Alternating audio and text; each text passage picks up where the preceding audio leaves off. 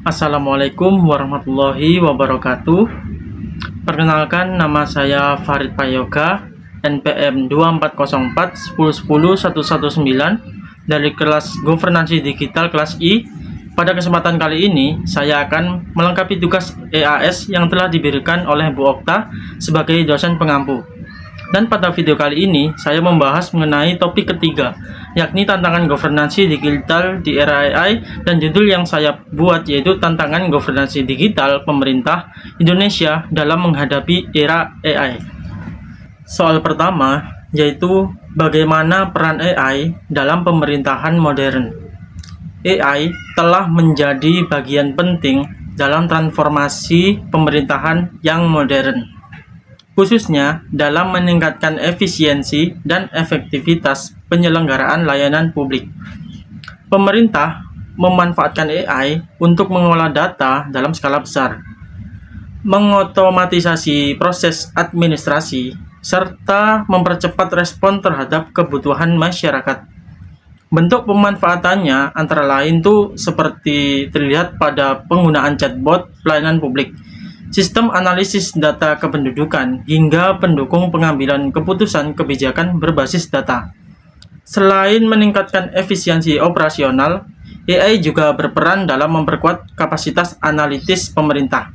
Dengan kemampuan memproses data secara cepat dan akurat, AI membantu pemerintah memetakan permasalahan sosial, memprediksi risiko kebijakan, serta merancang intervensi yang lebih tepat sasaran. Dalam konteks ini, AI tidak lagi dipahami sebagai alat teknis semata, melainkan sebagai instrumen strategis yang memengaruhi arah dan kualitas kebijakan publik.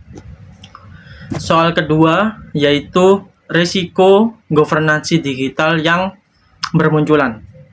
Penerapan AI dalam pemerintahan memunculkan berbagai risiko yang berkaitan dengan tata kelola digital. Nah, salah satu risiko utama adalah kecenderungan sistem AI menghasilkan keputusan yang tidak netral akibat data pelatihan yang tidak seimbang atau mencerminkan ketimpangan sosial yang telah ada sebelumnya. Risiko lainnya yang berkaitan dengan akuntabilitas dan transparansi dalam pengambilan keputusan.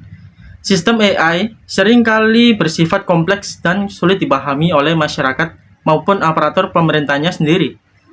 Kondisi ini menimbulkan persoalan mengenai siapa yang bertanggung jawab atas keputusan yang dihasilkan oleh algoritma, terutama ketika keputusan tersebut berdampak langsung pada hak dan kepentingan warga negara, sehingga pemerintah berpotensi kehilangan kendali atas data dan sistem strategis.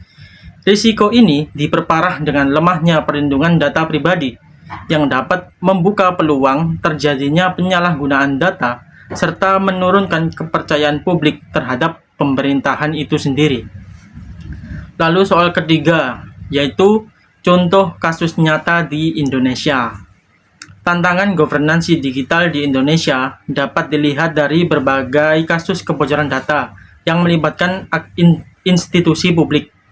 Kasus kebocoran data ini, BPJS Kesehatan dan dugaan kebocoran data kependudukan, menunjukkan bahwa percepatan digitalisasi belum sepenuhnya diimbangi dengan kesiapan tata kelola dan sistem keamanan informasi yang memadai. Selain persoalan keamanan data, penggunaan sistem digital dan teknologi berbasis AI dalam layanan publik juga belum disertai dengan mekanisme pengawasan yang kuat.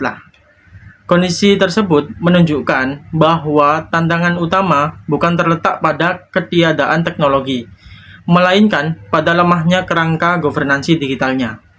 Tanpa regulasi yang jelas dan pengawasan yang memadai, pemanfaatan AI berpotensi menimbulkan risiko baru yang justru melemahkan prinsip akuntabilitas dan keadilan dalam penyelenggaraan pemerintahan itu sendiri.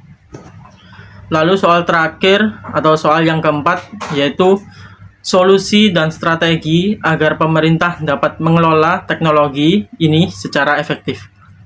Untuk menghadapi tantangan tersebut, pemerintah perlu menyusun kerangka governansi AI yang komprehensif dan berorientasi pada kepentingan publik. Kerangka ini harus mencakup regulasi terkait etika penggunaan AI perlindungan data pribadi, transparansi algoritma, serta pembagian tanggung jawab antar lembaga dalam pengambilan keputusan berbasis teknologi. Aparatur pemerintah perlu dibekali pengetahuan mengenai cara kerja AI, potensi risiko bias, serta implikasi kebijakan dari penggunaan teknologi tersebut.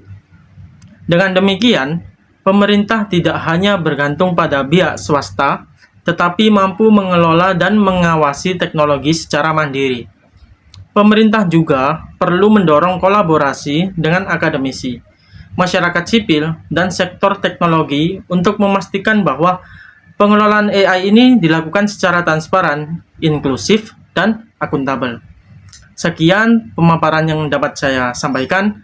Mohon maaf apabila ada salah kata. Terima kasih atas perhatiannya. Wassalamualaikum warahmatullahi wabarakatuh.